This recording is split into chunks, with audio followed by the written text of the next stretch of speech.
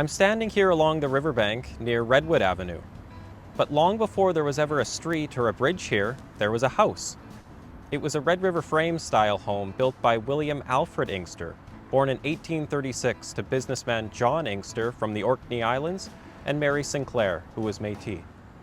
William attended school at St. John's Parochial School, and after graduating in 1856, he married Mary Todd, daughter of Irish fur trader Dr. William Todd and Elizabeth Isabella Dennett, who was Métis and Scottish.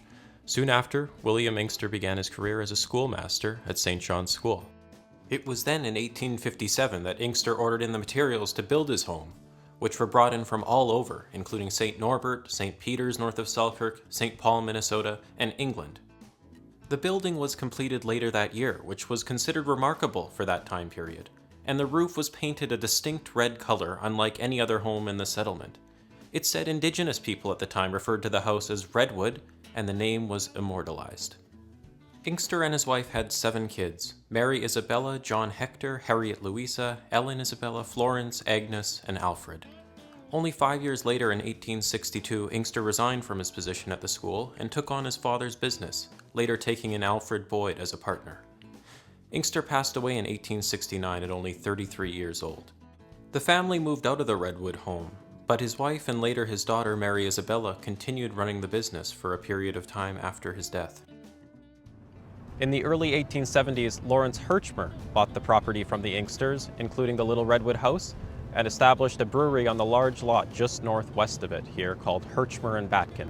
The brewery made its first delivery in the late summer of 1874, but was only around for about a year after that, due to an infestation of locusts in the spring of 1875 that killed much of the agriculture in the area.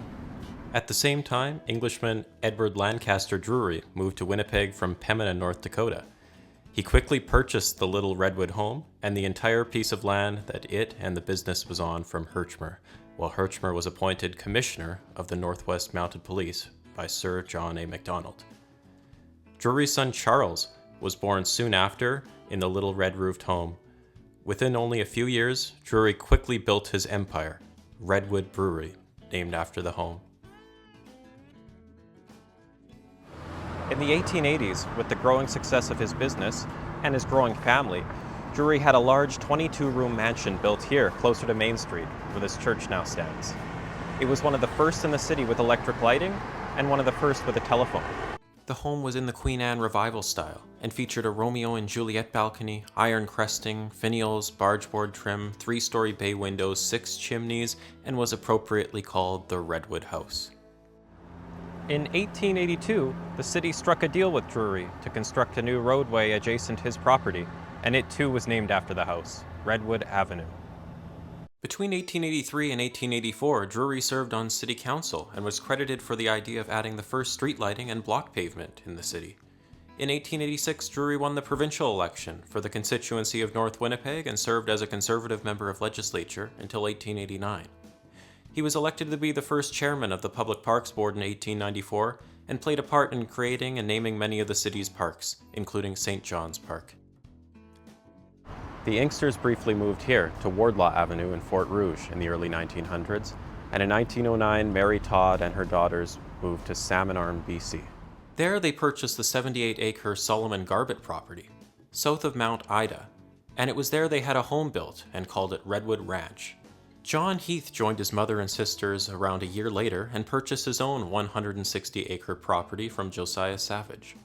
Although she would have been 42 at the time of her arrival, Agnes Inkster was pulled out of any potential retirement due to a shortage of nurses in the Salmon Arm area. She had graduated from the Winnipeg General Hospital Training School for Nurses in 1891, 4 years after the program started. Soon after arriving to Salmon Arm, late one evening, the Inksters heard a knock at their door. It was Vernon area physician Dr. William Reinhardt, and he had a patient with him that needed an immediate appendectomy. He asked Inkster if she was indeed a nurse, a tip he had gotten from the patient's family, and after he found out she was, very quickly the patient was on the Inksters' table being operated on. The patient survived and was nursed back to health in 6 weeks.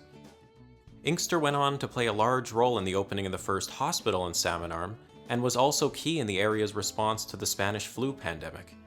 Even after her formal retirement, relatives claimed she was rarely home and always out delivering a baby or something. Back in Winnipeg, Drury's Redwood Mansion sat vacant from 1921 until the late 1930s, occupied only by a caretaker. By then, the city had assessed the home and the land it sat on at almost $25,000.